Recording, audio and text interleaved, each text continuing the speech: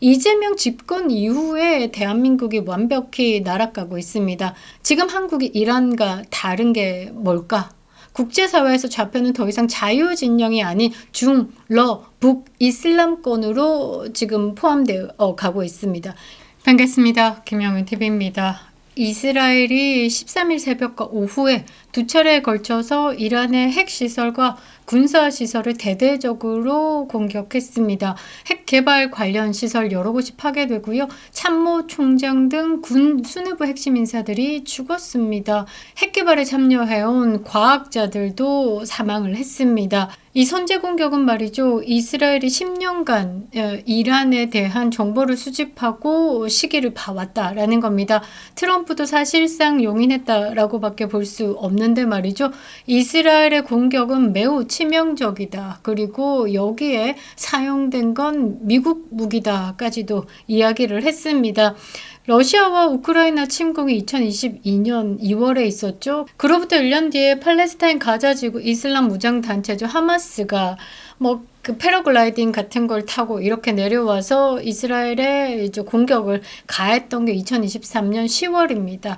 이 두 전쟁이 지속된 상황 속에서 이번 사태까지 벌어지면서 세계 정세는 경량에 빠져들었습니다. 이란의 대응 수위에 따라서 이란과 이스라엘의 전면전 가능성도 우려가 되고 있는데요. 장기전으로는 펼쳐질 수 없다라는 것을 지난 시간 영상에서 여러분들께 풀어드렸습니다. 그리고 이스라엘 뒤에는 누가 있느냐? 트럼프가 있다라는 것을 기억하셔야 되는 겁니다.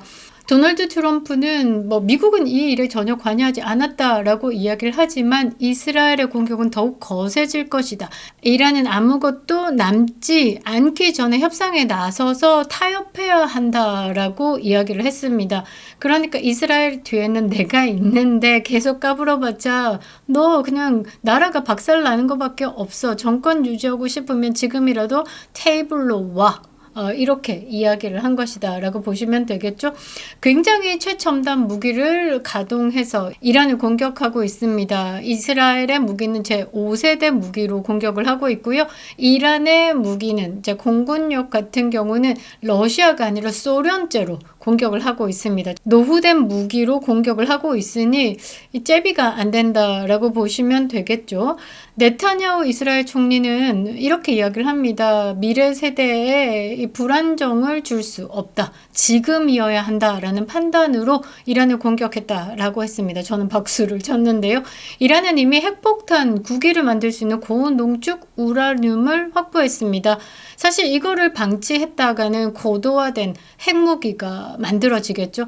대한민국도 시간을 벌어줬던 좌파 정권들 때문에 유화 정책 때문에 그 시간을 벌고 돈을 가졌던 북한이 지금 핵무기를 보유했다라는 겁니다. 그 부분에 대해서 네타냐후 총리는 결단을 한 것이다 라고 생각을 하는데요. 정책 결정자로서 이런 결정 자체가 굉장히 힘든 부분이었지만 미래 세대를 위해서 피해를 잠시 입더라도 더 큰 화를 면하기 위해서 결정을 했다라고 저는 생각을 합니다. 네타냐후는 앞으로 이제 며칠이 더 걸릴 수 있다. 공습은 매우 성공적이었다라고 자평을 했습니다.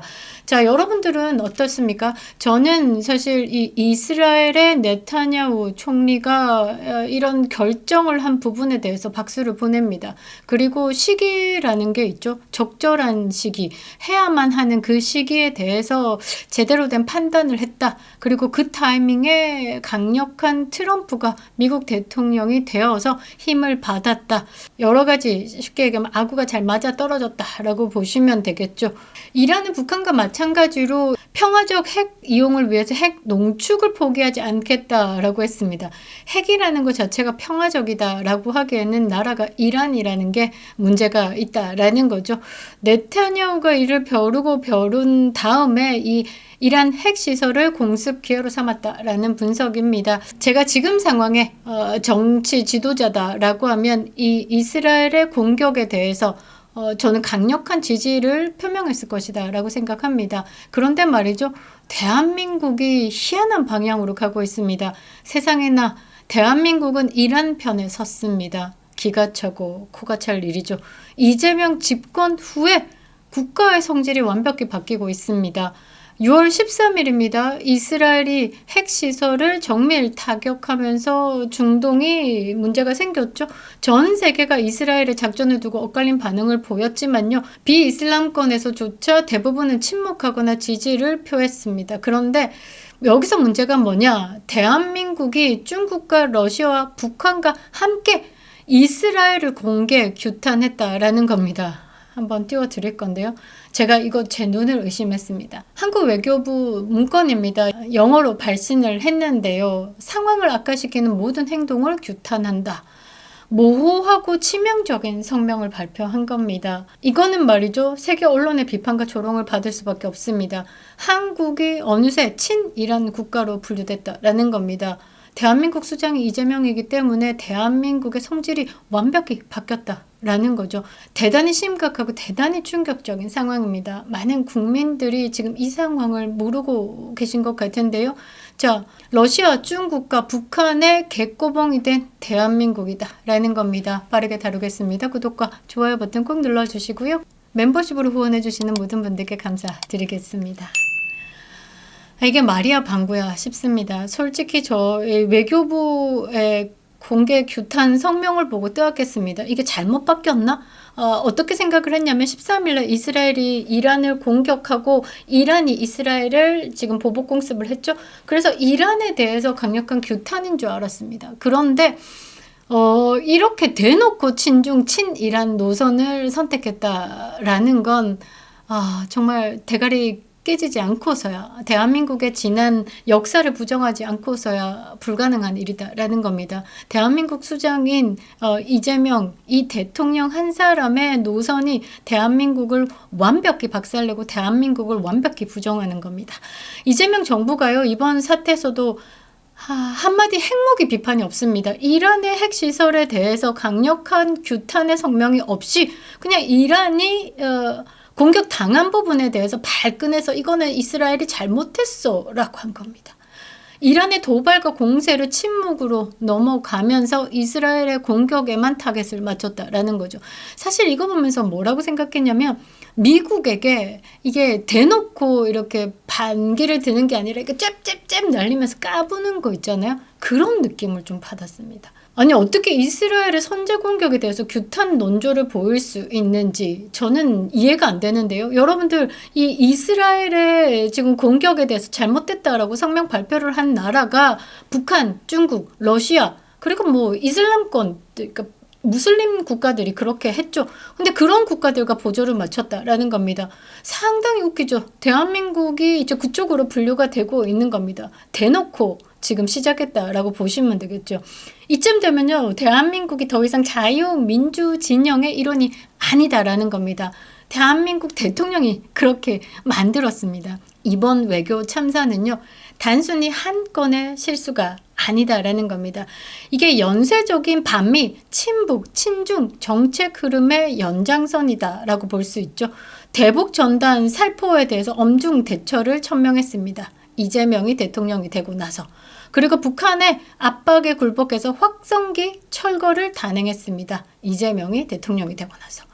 이제는 대놓고 이스라엘까지 규탄하면서 국제안보 질서를 뒤흔드는 자리에 서고 있습니다.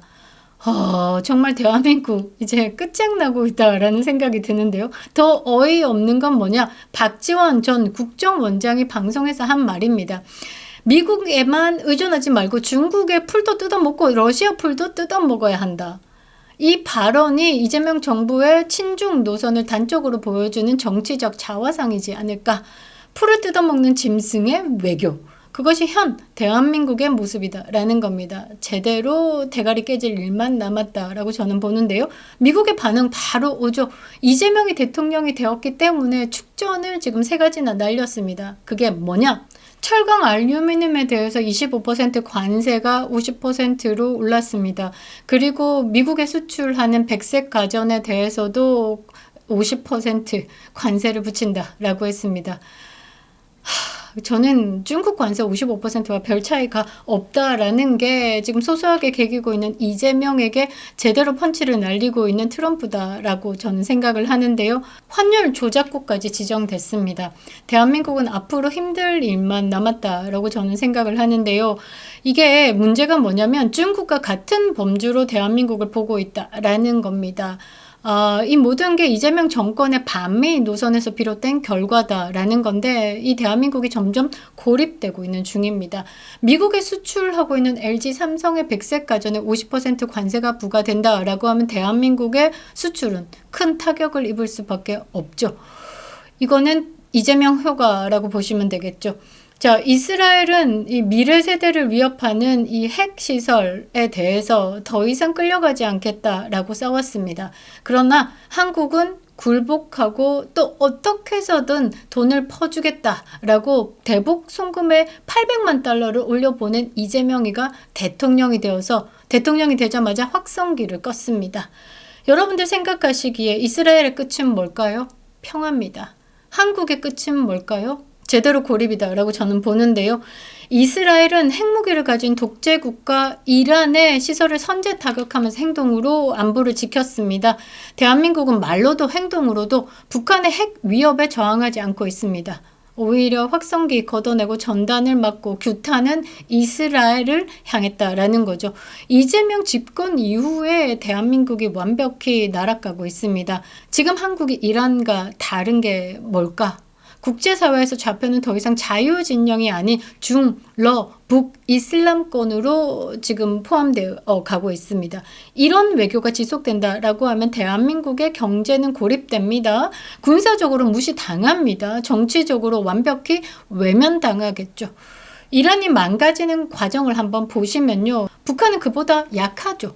지금이라도 대한민국은 결단을 해야 됩니다. 친이란, 친북, 친중, 친러, 반이스라엘, 반미 이런 잘못된 외교 선택을 거둬들여야 되는 겁니다. 다시 미국 중심의 동맹 체계로 복귀를 해야지만 우리나라는 안전하다라는 겁니다. 그렇지 않으면 이란의 오늘이 곧 우리의 미래가 될 수 있다라는 거죠. 대단히 높으신 이재명 대통령을 뽑은 대가를 톡톡히 받을 겁니다. 미래 세대에게 제대로 된 나라를 물려주지 못한 지금의 세대들은 뼈저리게 후회할 것이다 라는 거죠. 김영윤 TV였습니다.